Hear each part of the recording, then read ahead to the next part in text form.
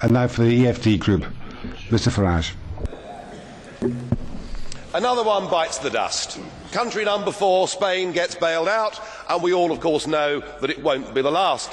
Though I wondered over the weekend whether perhaps I was missing something, because when the Spanish Prime Minister, Mr Rajoy, got up, he said that this bailout shows what a success the Eurozone has been.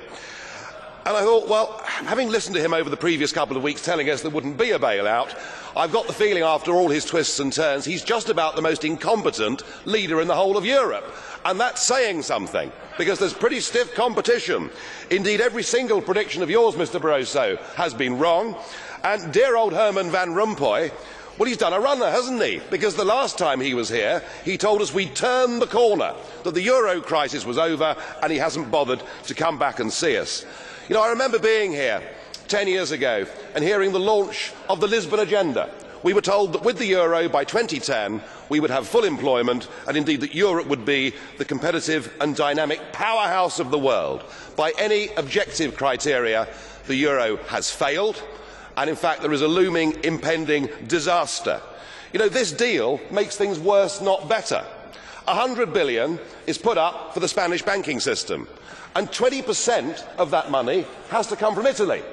And under the deal, the Italians have to lend to the Spanish banks at 3%, but to get that money, they have to borrow on the markets at 7%.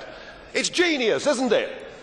It really is brilliant. So what we're doing with this package is we're actually driving countries like Italy towards needing to be bailed out themselves. In addition to that, we put a further 10% on Spanish national debt. And I tell you, any banking analyst will tell you 100 billion doesn't solve the Spanish problem. It would need to be more like 400 billion.